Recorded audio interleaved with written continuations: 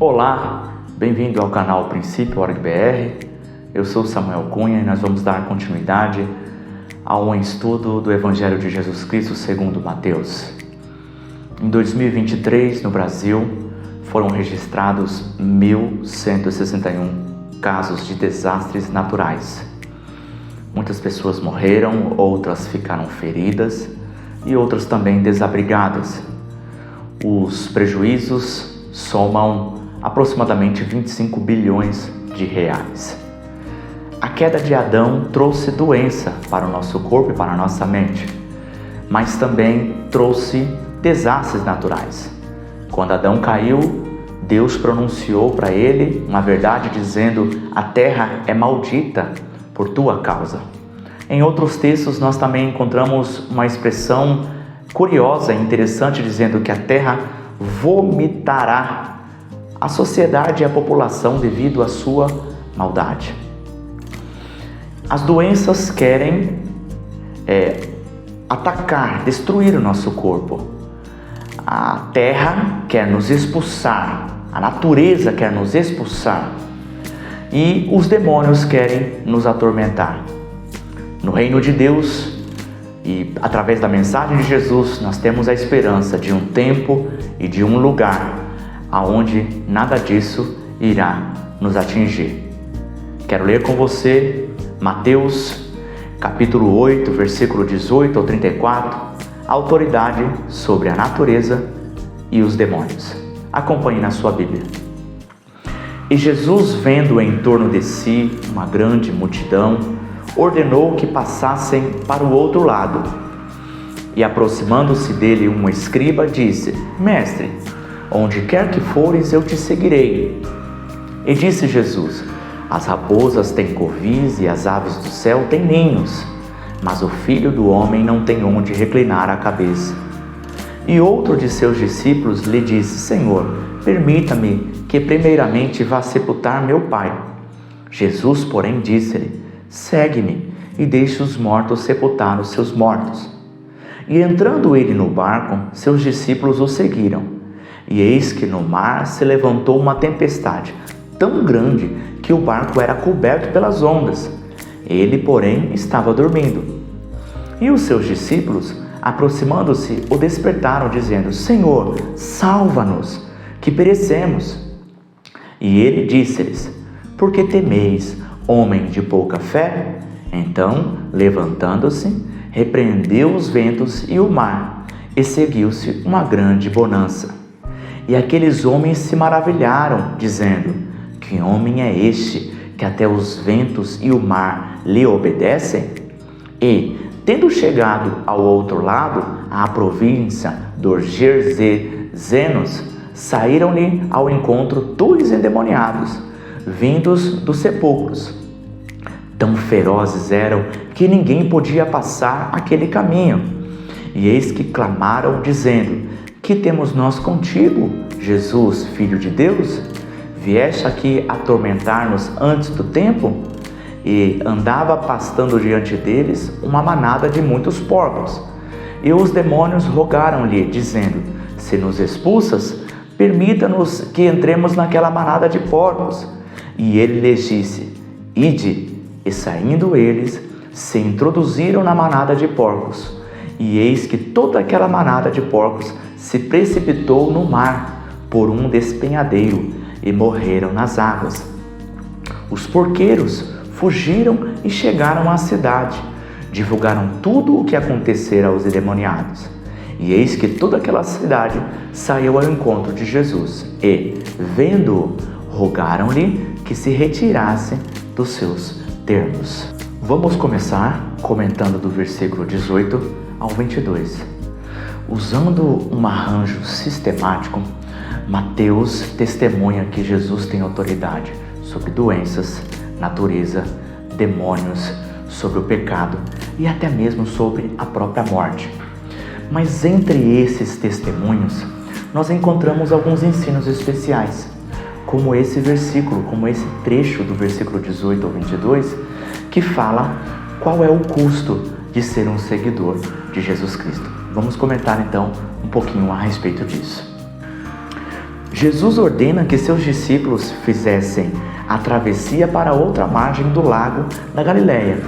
O motivo disso, a impressão que nós temos, é que vendo em torno de si uma grande multidão. Talvez aqui tenha o motivo de Jesus falar para os seus discípulos saírem de uma margem até a outra margem deste lago ou mar da Galileia, tá? Provavelmente Jesus queria um ambiente mais tranquilo para descanso, ou também guardar os seus discípulos da armadilha do orgulho, porque ali tinha muitas pessoas. Uma multidão pode ser uma armadilha para o orgulho sobre seus discípulos. Agora, nós podemos também pensar no ambiente de batalha espiritual, de que Jesus queria ali naquele mar, como nós vamos aprender adiante, dar experiências para os seus discípulos com relação à tempestade, né? Ou até mesmo nós podemos imaginar que um dos motivos seja que Jesus queria ir até o outro lado por causa daqueles dois endemoniados. Ele tem o propósito de atravessar a margem para sair de um ambiente teórico, vamos dizer assim, de ensino, para ensinar os seus discípulos um ensinamento mais prático, para colocar eles em um ambiente mais prático, de libertação, de trabalho, de sair das palavras e começar a agir. Seja qual for, Jesus dá esta ordem para os seus discípulos: prepara o barco, vamos sair daqui e vamos ir até a outra margem desse lago, tá? Muito bem. Ensinando sobre o custo do discipulado, Jesus responde a dois extremos. Nós vemos aqui do versículo, acompanha aí na sua Bíblia, do versículo 18 ao 22, ele vai falar sobre dois extremos que pode ser aplicado na minha vida e na sua, tá? O rápido e o lento. O primeiro candidato, ele é muito rápido. Ele diz: mestre, onde quer que fores, eu te seguirei. Então, o primeiro candidato, ele é muito rápido, ele é ansioso, ele é precipitado. Onde quer que você for, eu vou te seguir. Vamos ver onde vai dar essa história. A resposta de Jesus nos dá pistas da sua motivação. Qual era a motivação desse primeiro candidato? As riquezas. Por que nós sabemos disso? Pela resposta de Jesus, que diz: o Filho do Homem não tem onde reclinar a cabeça. Então Jesus já faz um exame dentro do coração daquela pessoa e já fala para ela: olha, o Filho do Homem não tem onde reclinar a cabeça. Vamos andando aqui que nós vamos entender melhor os significados dessas expressões. Jesus, ele diz, ele fala a respeito de raposa e também fala a respeito de aves, né? Leia aí na sua Bíblia. Raposas pode ser uma referência a Herodes e aves pode ser uma referência a Roma, tá? Vou colocar aqui textos que podem dar essas referências, tá? E eu quero ler com você um livro que é do Bailey, que tem o nome As Parábolas de Lucas. Esse texto também está em Lucas e ele faz um estudo a respeito de Lucas. Ele faz aqui um comentário interessante a respeito desses comentários de Jesus. Ele diz assim: é fácil fazer declarações ousadas, mas você precisa considerar seriamente o que lhe custará me seguir. Parece evidente que até agora você não o fez. Preciso dizer-lhe claramente que não lhe posso oferecer salário nem segurança alguma. Se as minhas palavras ainda não estão claras, talvez uma ilustração ajude. Por exemplo, eu não possuo cama onde dormir. Então, esta seria uma versão de Jesus se ele estivesse falando em uma cultura ocidental. Jesus ensinou, nasceu e viveu em uma cultura oriental. Por isso que ele está sempre falando por figuras de linguagens, por isso que ele está sempre falando por parábolas. É um costume da época. Era a maneira que aquelas pessoas estavam acostumadas a ensinar e a aprender, tá? Então, aqui eu acabei de dizer para vocês uma versão se Jesus falasse nos nossos dias de uma maneira com uma cultura ocidental, tá? Então Jesus estava dizendo para ele: olha, colega, eu não pela maneira com que você está me dizendo, eu posso dizer que eu não posso te oferecer salário, eu não posso te oferecer segurança. Então, se você vier até mim com interesse de riquezas, eu não sou a pessoa correta. Pode procurar Herodes ou pode procurar até mesmo os governadores de Roma. Então, não venha até mim com interesse em riquezas. Será que essa mensagem seria aplicada para os dias de hoje? Creio que sim, tá? Então, essa expressão de Jesus, o Filho do Homem não tem onde reclinar a cabeça, eu não tenho nem onde dormir, eu não tenho uma cama, eu não tenho um travesseiro, é uma mensagem dizendo: eu não posso te oferecer riquezas. Se você vem até mim querendo buscar riquezas, não é o meu interesse te dar isso, tá? Então vamos entendendo. Esse primeiro foi muito rápido e Jesus logo examinou a motivação dele, identificou que era riquezas e deu uma resposta que talvez não era a resposta que esse primeiro candidato esperava, tá? Agora vamos analisar também o segundo candidato. O segundo candidato pede para primeiro enterrar seu pai. Olha, parece ser nobre, né? Vamos entender aqui. Agora, se o pai desse pretendente havia morrido de verdade naquele minuto, como o texto nos dá a impressão de ser, o que ele estava fazendo ali? É uma pergunta que eu e você temos que fazer para o texto. Culturalmente, essa era uma maneira de dizer que o filho mais velho deveria cuidar do pai até que morra. Também vou colocar uma referência aqui desse mesmo livro, As Parábolas de Lucas, tá? Que ele estuda a cultura, né, a vida, os costumes desta sociedade do Oriente Médio, para que ele possa identificar isso. Então, o que esta pessoa estava querendo dizer, não é que eu vou ali no velório do meu pai e já volto daqui 2, 3, 5, 10 dias. Não era isso que ele estava querendo dizer. O que ele queria dizer era: olha, Jesus, eu entendo o seu chamado, eu entendo a responsabilidade que você está me chamando, entretanto eu tenho uma maior, que é o quê? Cuidar do meu pai até que ele morra. Quem sabe isso fosse durar 5 anos? Quem sabe isso fosse durar 10, 15, 20 anos? Eu e você não temos essa resposta. Mas a verdade aqui, escondida, para nós do Ocidente, para nós hoje, 2000 anos depois, mais, é que dá a impressão de que aquele segundo candidato queria dizer: Jesus, eu vou ali enterrar meu pai e já volto, eu vou velar meu pai, né? A cultura judaica dizia que se a pessoa morresse, ela tinha de ser enterrada no mesmo dia. Agora, veja que tinha de ser um enterro rápido, 1, 2 dias que fosse, mas tinha que ser um enterro rápido. Era a cultura daquela época e daquele lugar. Então, se o pai dele estivesse morto, essa pessoa não estaria aqui. O que ela está querendo realmente dizer é que: Jesus, por favor, eu entendo que o seu chamado é urgente, mas eu preciso primeiro cuidar do meu pai até que ele venha a morrer. Jesus então dá uma resposta que aquele candidato também não esperava. Não estamos falando de dias, mas talvez de 5 ou 10 anos. O segundo candidato estava, na verdade, dando desculpas ao seu chamado, e isso é muito comum em todas as épocas. Quantas pessoas, e nós temos vários textos e ensinamentos na palavra de Deus que falam a respeito disso. Quando eu e você recebemos um chamado de Deus para realizar alguma atividade espiritual, alguma tarefa, né, em favor do reino de Deus, e nós damos desculpas, nós caímos aqui nesta mensagem, tá? E isso é algo em todas as épocas. Não é apenas naquele candidato. Eu e você não podemos olhar para aquele candidato e julgar ele e condenar ele, porque eu e você também, várias vezes, estamos falando não, não e não para o chamado que o Espírito Santo tem colocado no meu coração e na sua vida, tá? Não estamos falando...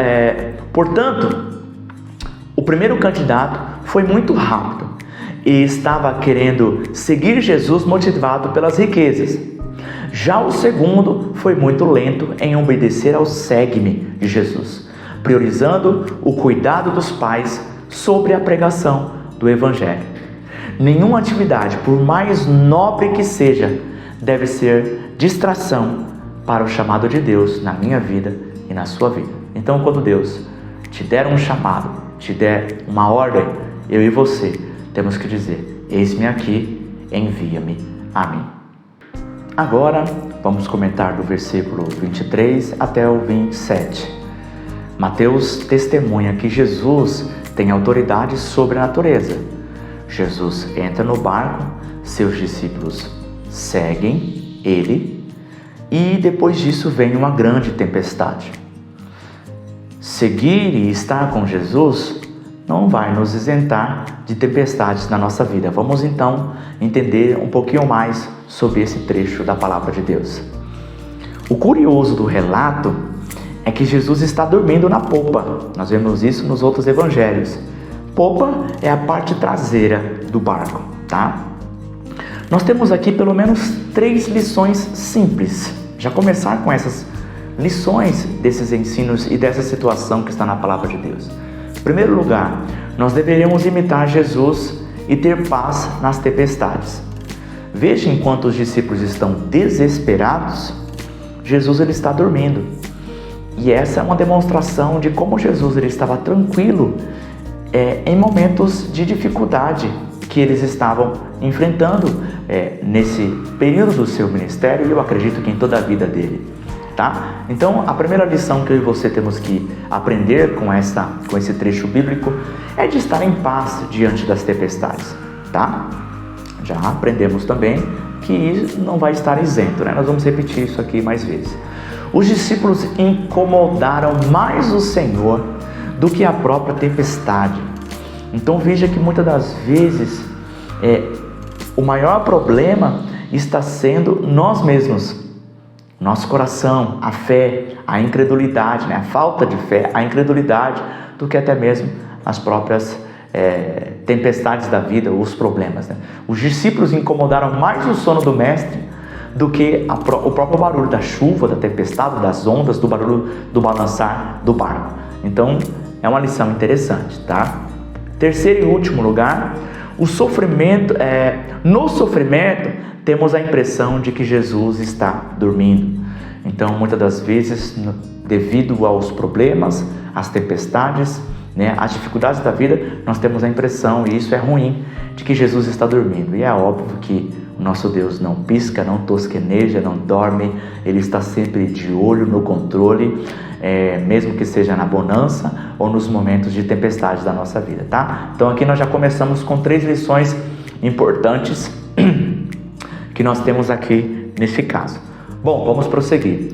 A situação exigia uma oração rápida e urgente, sabe? É interessante que situações da nossa vida, a gente não tem que se prolongar muito e fazer longas explicações. A situação aqui exigia algo rápido e urgente. E é um tipo de oração também, né? Nós vamos ver aqui que oração foi essa. O Spurgeon fez um comentário a respeito dessa oração rápida e urgente dos discípulos. Aqui havia reverência, por quê? Eles disseram Senhor, né? Isso é uma reverência. Chamar alguém de Senhor é uma reverência, ainda mais naquela época que Senhor era um dono, um proprietário da própria pessoa. Era Senhor e escravo, tá? Senhor e servos, tá? Era como se fosse hoje chefe e empregados. Mas também não se compara com aquela época que estava mais ligado a senhor e escravos. Eu acho que é a melhor relação que nós podemos mencionar. Mas eles reverenciaram Jesus, disseram Senhor. E também tinha uma súplica inteligente: salva-nos, era esse o pedido, salva-nos. E um argumento irresistível: que perecemos. Então, que oração rápida, urgente, simples, prática que nós temos aqui, que os discípulos nos ensinam aqui nessa situação, né? Senhor, salva-nos, porque perecemos, tá? O Spurgeon colocou esse comentário. Então vamos continuar aqui. É interessante notar que Jesus repreende primeiro os discípulos e depois a tempestade. Muitas vezes o maior problema está dentro de nós e não fora. Então, meus irmãos, às vezes o problema está na nossa dúvida, às vezes o problema está na nossa incredulidade, às vezes o problema está em achar na ansiedade. A ansiedade mente, né? A ansiedade e o medo multiplica o tamanho das nossas dificuldades e dos nossos problemas, e muitas das vezes eles nem existem, né? É óbvio que aqui aqueles pescadores, aqueles navegantes estavam aqui com uma dificuldade realmente real, né? Acho que eu e você teríamos a mesma atitude que os discípulos, mas na nossa vida nós temos que aprender a confiar na palavra de Deus. Nada foge do controle do meu Pai e do seu Pai. Ele criou o universo, Ele é poderoso e Ele disse que cuidaria de mim e de você. Então, vindo o desespero, vindo a dificuldade, a gente tem que olhar para essa dificuldade e aprender a confiar na palavra de Deus, tá? Na maioria das vezes, em problemas pequenos, médios e grandes, o maior problema, muito provavelmente, não está nas dificuldades, mas está aqui dentro, em como nós lidamos com isso, tá? Então, é uma lição interessante que talvez Deus pode falar comigo e com você sobre isso. Vamos entender um pouquinho mais profundamente a questão do medo e da fé, tá? A fé e a dúvida, elas estão no coração, meus irmãos. Então nós precisamos entender isso. O coração é a área mais profunda do nosso ser, do ser humano. Já o medo, ele está em um andar acima, vamos dizer assim. Ele é uma emoção da alma. O medo é uma emoção da alma, tá? Apesar do medo ser importante para proteção e sobrevivência, tá? Quando estamos sob uma palavra de Deus, é um sinal de incredulidade no coração.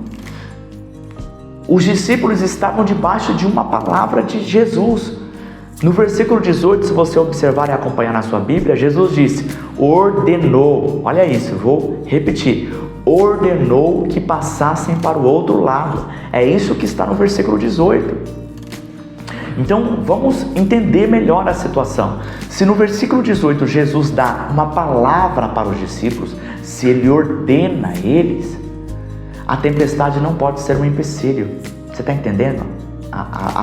Você está pegando aqui a mensagem, a visão? Por quê? Porque quando Deus nos dá uma palavra, é natural e muito provavelmente é frequente que venha sofrimento, que venha testes a partir desta palavra. E essa tempestade é um teste devido àquela palavra. É comum isso. Nós vemos esse padrão em Mateus 13, onde Jesus ensina na parábola do semeador, que vindo a palavra, virão sofrimentos, virão testes. Então no versículo 18, Jesus lança uma palavra sobre os discípulos. Ordenou que passasse para outra margem, para outro lugar, para outro lado, tá? Então, se eles tinham essa palavra, se Jesus deu essa ordem, pode levantar o que for, pode vir levantes, tempestades, desafios que forem, Jesus deu uma ordem, Deus nos deu uma palavra, então nós temos que se apoiar mais na palavra do que nas circunstâncias difíceis. Tá? Então aqui nós temos um padrão que é muito recorrente na minha vida e na sua vida. Quando Deus nos dá uma palavra pessoal, personalizada, ou aquilo que está na palavra de Deus, e nós aderirmos àquilo como verdade, Deus não mente.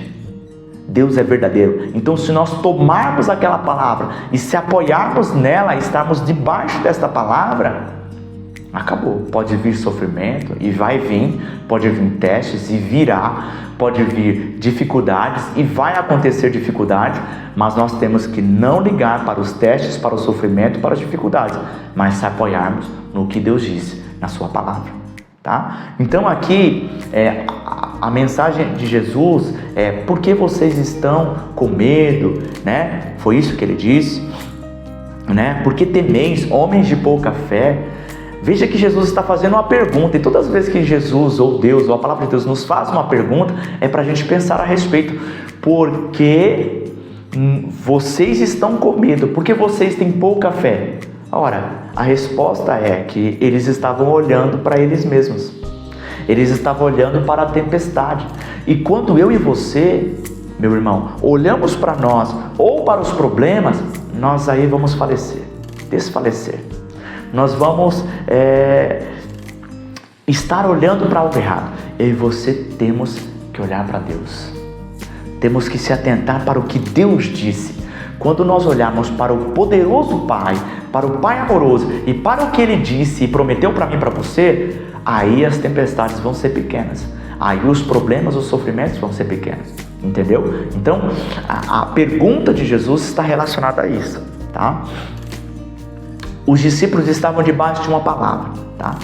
Eu quero aproveitar um comentário do Hernandes Dias Lopes, que ele disse aqui no comentário dele, dizendo que as tempestades são inevitáveis, elas são inesperadas, elas são inadministráveis e elas são pedagógicas. Fazendo um breve comentário a respeito disso, que eu achei aqui muito bom este comentário do pastor Hernandes Dias Lopes, tá? O que quer dizer inevitáveis? Mais cedo ou mais tarde, a tempestade virá sobre a minha vida e sobre a sua vida. Eu e você não estamos isentos, tá? Então é inevitável. Para algumas pessoas virão mais frequentemente, para outros menos frequentemente, mas é inevitável. Mais cedo ou mais tarde, eu e você, as tempestades virão na minha vida e na sua vida. Então é inevitável, vai acontecer, tá? Elas são inesperadas. O que quer dizer inesperadas? Quer dizer que vai vir em um tempo onde nós menos esperamos. Esses discípulos estavam com Jesus, em um barco com Jesus, alguém que estava fazendo vários milagres. Não é possível que eu vou ter sofrimento enquanto eu estou com Jesus. Vai acontecer tempestades, vai ter desafios enquanto estamos com Jesus, tá? Então, é inesperadas, tá? É um momento em que eu e você não esperamos. Inadministráveis. O que quer dizer isso? Foge do nosso controle. As nossas mãos não têm a capacidade de controlar e de dirigir, tá? É muito maior do que eu e do que você. Então, nós não conseguimos administrar. O que quer dizer isso? Esses problemas vêm na nossa vida para que eu e você saibamos que não é sobre nós, não é sobre os problemas, não é sobre o outro, é sobre Deus. E Ele é o Todo-Poderoso. Por isso que nós não conseguimos administrar, tá? E também são pedagógicas. Ou seja, Deus não vai desperdiçar o meu e o seu sofrimento.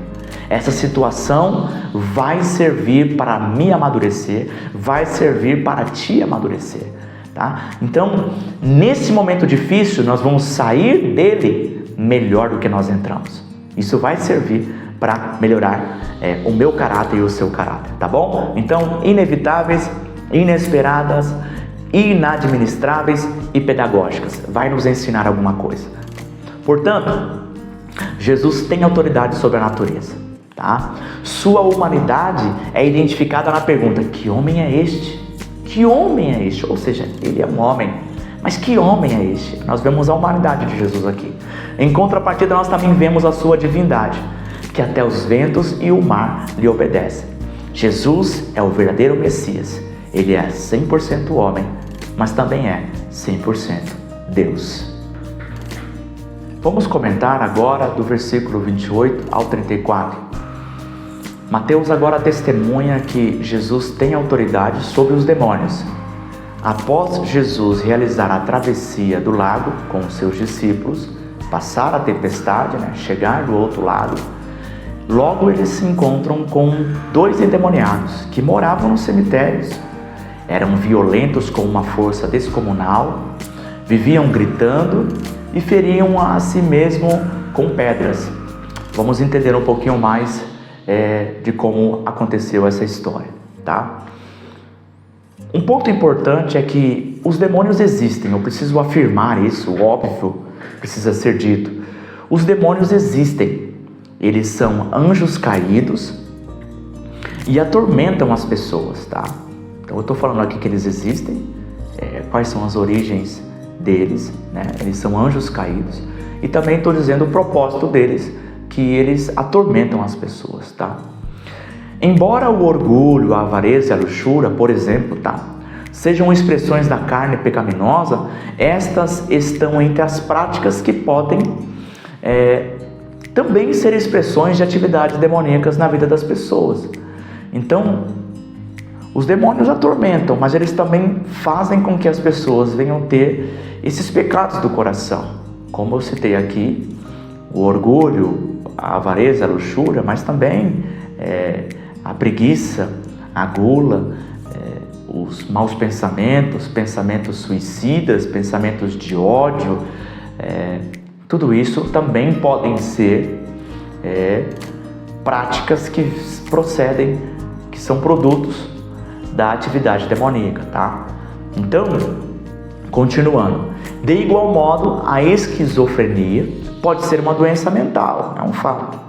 Pode ser uma doença mental, algo físico, biológico, mas pode também ser causada pela possessão demoníaca. Nós temos relatos na Bíblia. Também temos relatos na Bíblia de adivinhações, por exemplo, e aumento de força. Alguns casos de possessão demoníaca, aquela pessoa tem um aumento assim de 10, 20 vezes mais forte do que um ser humano normal teria, tá? E aqui nós temos um relato bíblico, até mesmo nesse caso aqui, desses dois endemoniados, que eles teve um aumento de força, que eles eram presos, mas eles quebravam as cadeias, né? Então é algo que não é natural, tá? Tem uma força ali que não é o padrão de força humana, tá? Nós temos também o relato em Atos que a pessoa, devido à possessão demoníaca, aquela menina jovem, ela adivinhava a vida e relatos da vida das pessoas. Ela fazia adivinhações, até mesmo aquelas pessoas, os prefeitos, vamos dizer assim, os governadores daquelas cidades e regiões, obtinham lucros a partir daquelas adivinhações. Então os demônios podem também ter essa característica, tá? Então eu estou apenas dando aqui alguns relatos para a gente dar uma visão geral, tá? Vamos lá. As palavras, que temos nós contigo? Então aqueles demônios falaram essas palavras. Que temos nós contigo, Jesus, Filho de Deus? Vieste aqui atormentar-nos antes do tempo? Olha, essas palavras nos dão algumas informações e confirmam algumas informações que nós temos no restante das Escrituras. Vamos citar aqui. Em primeiro lugar, Jesus não tem nada em comum com os demônios, tá? Então, a expressão que temos nós contigo já diz essa verdade. Jesus não tem nada com os demônios, tá? Mais para frente, no próprio Evangelho de Mateus, os religiosos vão acusar Jesus que ele expulsa os demônios por Beelzebul, né? Então, é como se Satanás estivesse expulsando os demônios, né? Isso não faz sentido. O reino de Satanás não está dividido, tá? Nós vamos aprender lá no capítulo 12. Então, Jesus, essa é a primeira verdade que é óbvia, Jesus não tem nada em comum com os demônios. Segunda verdade interessante, os demônios creem e estremecem, como está em Tiago 2,19. Então, aqui nós vemos que ele chama Jesus de Filho de Deus. E o Tiago, ele escreveu dizendo, eles não só creem, mas eles também estremecem, tá? Então, se você acha que só o crer é suficiente para a salvação, os demônios também creem.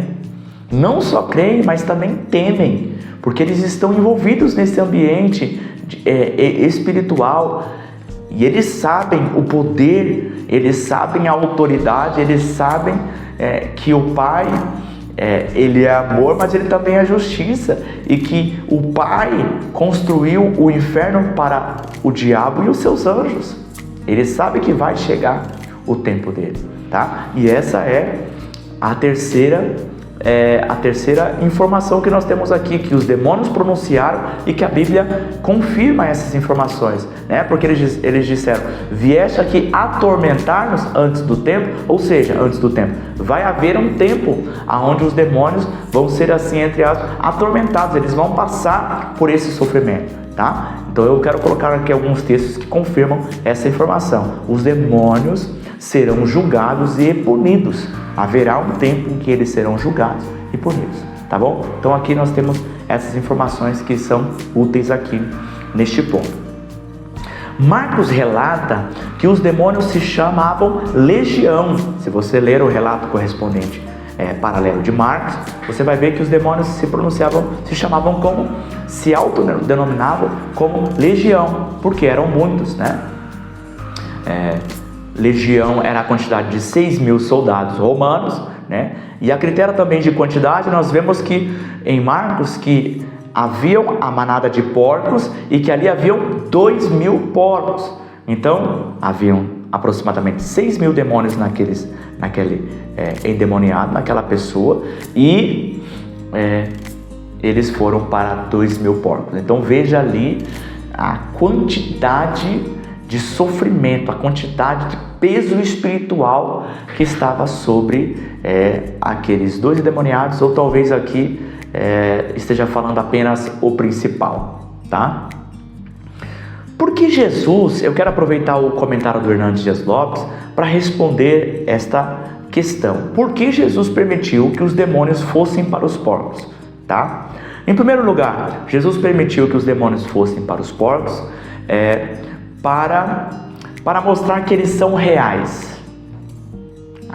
Aqueles 2 endemoniados que viviam no cemitério ali, gritando, violentos, com uma força enorme, fora do padrão sobrenatural, eles são reais.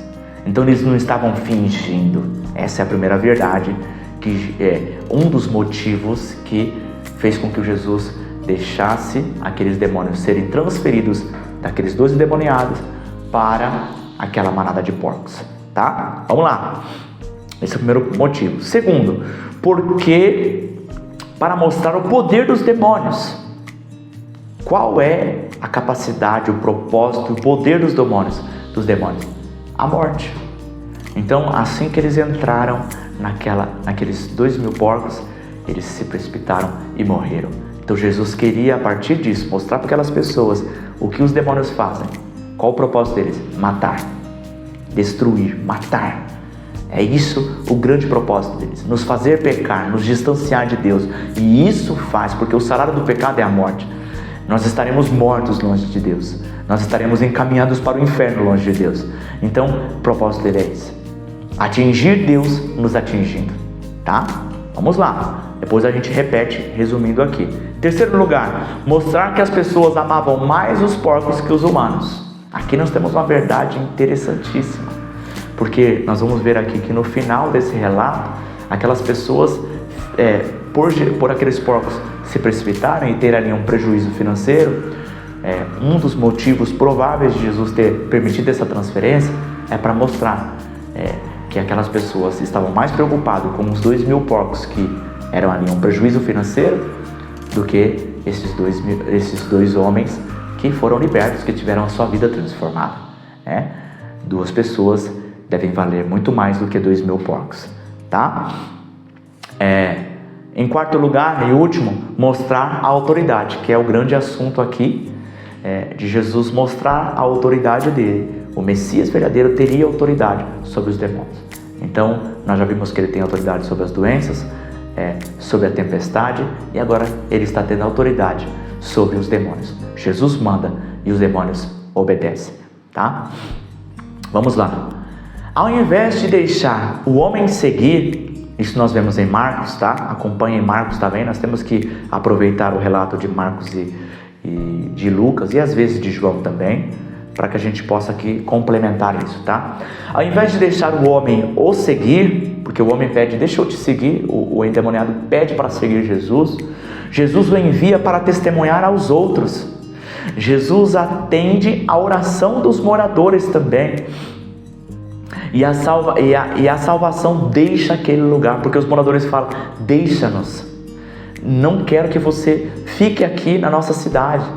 Então, nós vemos aqui 2 tipos de oração que nós vamos comentar daqui a pouco na aplicação. Eles estavam mais preocupados com os prejuízos do que com a libertação daquelas 2 pessoas, tá? Então, nós vemos aqui um homem pedindo para Jesus para seguir ele, e Jesus falando: olha, eu tenho uma ideia melhor. Ao invés de você me seguir, vai e evangelize e conte para os outros. Eu tenho um plano melhor para você. E nós vemos uma segunda oração aqui também, que é as pessoas falando: Jesus, se afasta de nós. E Jesus obedeceu, ele se afastou. Ele atendeu a esta oração de afasta-nos. Que oração cruel, que oração desastrosa, que oração triste. Uma cidade inteira se reunir em unidade e dizer para o Senhor Jesus, o único Salvador que poderia salvar aquelas pessoas: deixe a nossa cidade. E Jesus atendeu. Portanto, Jesus tem autoridade sobre os demônios. Essa é a verdade que Mateus quer expressar aqui, tá? Eles existem. Eles querem atormentar a minha vida, a sua vida. E Jesus tem autoridade sobre eles. Satanás é doença, Jesus é cura. Satanás é escravidão, como nós vemos aqui, mas Jesus é liberdade. Satanás é força para ferir e Jesus é força para ajudar. Satanás é morte, Jesus é vida. Vamos agora aplicar todos esses ensinamentos que o Senhor Jesus deixou na palavra de Deus. A primeira coisa que nós devemos fazer é examinar qual é a motivação de nós seguirmos a Jesus. Aquele primeiro candidato estava evidentemente seguindo Jesus motivado por riquezas. E é comum ainda nos dias de hoje pessoas lotarem templos, irem em igrejas buscando prosperidade, buscando cura para suas doenças, buscando algo material e terreno, terrestre. Jesus tem essas coisas para mim e para você, mas não deve ser a nossa motivação de buscar a Ele, de seguir a Ele por isso. Nossa motivação deve ser o amor, de querer honrar a Deus. E não existe outra maneira para eu e para você honrar a Deus sem acreditar e declarar Jesus como o Senhor da nossa vida. Porque é a única maneira que nós vamos ser habitados pelo Espírito Santo de Deus e termos um coração transformado. Então, precisamos fazer esse exame. Qual é a motivação que você tem para seguir Jesus?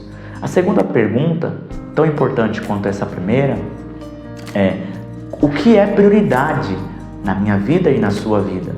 Aquele segundo candidato estava colocando o cuidar dos pais por 5 ou 10 anos mais importante do que a urgência de pregar o Evangelho. Jesus estava prestes, nos próximos anos, Jesus iria ir até Jerusalém, sofrer, ser julgado, morrer e ressuscitar. Então era urgente aquele chamado de ir e pregar o Evangelho. E é assim também na minha vida e na sua vida. Precisamos priorizar Deus. Precisamos priorizar Deus. O que é prioridade? Às vezes a prioridade na minha vida e na sua vida é a riqueza, ou os prazeres, ou pessoas, um cônjuge, um filho, talvez um trabalho que está nos consumindo. A gente fica tão obcecado por aquilo e aquilo passa a nos escravizar, a ser prioridade na nossa vida. Ou quem sabe, prioridade na sua vida seja um simples time de futebol, que você ama tanto, é tão apaixonado por aquele time de futebol que ele tem ocupado o primeiro lugar do seu coração. Tá? Então essas duas coisas nos começam, é o início dessa aplicação, tá? E Deus não tem que ser o primeiro porque Ele é carente. Deus não tem que ser o primeiro porque Ele precisa ser amado. Isso é bom para mim e é bom para você. Eu e você nascemos para sermos servos. E se as riquezas, os prazeres, este mundo, o trabalho ou um time de futebol for o nosso Senhor, isso vai nos escravizar. Agora, aonde está o Espírito de Deus, aí a liberdade. Eu e você só vamos experimentar a liberdade quando Jesus for o nosso Rei e formos habitados pelo Espírito Santo de Deus e Deus for prioridade no meu coração e no seu coração. Tá? Vamos fazer mais alguns comentários aqui na aplicação. Nenhuma atividade, por mais nobre que seja, deve ser distração para o chamado de Deus. Então, se você tem um chamado de Deus, um chamado que você está há anos criando desculpas para começar, para prosseguir nesse chamado de Deus na sua vida, deixa de dar desculpa. A vida não vale a pena viver se não vivermos para cumprir o propósito de vida que Deus tem na minha vida e na sua vida. Porque a nossa vida é passageira. A nossa vida, quantos anos nós vamos viver? 60, 70, 80? Quem sabe um de nós chegamos aos 120 anos? Mas isso é apenas um piscar de olhos quando comparado com a eternidade. Então, cumpra o chamado de Deus na sua vida. Nenhuma atividade, por mais nobre que seja, ela pode ser distração para o chamado de Deus na minha vida e na sua vida, tá? Esse é um ponto importante aqui. Uma palavra de Deus trará testes para amadurecer. No sofrimento, amadureça, ore com fé e sem medo. Então, todas as vezes que Deus pronunciar uma palavra para você, personalizada, pessoal, se prepara, porque esta palavra vai trazer testes. E esses testes não têm o propósito de te derrubar, não têm o propósito de te ver sofrendo. Não, esses testes têm o propósito de te ensinar, de fazer você uma pessoa melhor, de melhorar o seu caráter, de te moldar. E Deus faz isso por meio, através dos testes do sofrimento, tá? Então a palavra de Deus normalmente trará consigo testes, sofrimento, para que nós possamos crescer e amadurecer. Então, esteja atento a isso, que isso acontece e como lidar nessas situações. Alguns problemas que enfrentamos não são naturais, mas demônios. Ore por discernimento, feche as portas para o inimigo, revista-se de toda a armadura de Deus e ataque com a espada do Espírito, que é a palavra de Deus. Então, alguns problemas nossos não vão ser naturais. Olha, eu disse aqui algumas opções, o porquê daquela tempestade que aconteceu. Uma das causas também, eu quero acrescentar mais esse item, é que aquilo foi um ataque do inimigo. Quem sabe aquela tempestade não se levantou porque Jesus, com o impulso do Espírito, pensou: eu tenho que sair daqui e eu tenho para outra margem. Quem sabe aquela tempestade não foi uma tentativa do inimigo de impedir que Jesus chegasse ali e pudesse libertar aqueles dois homens.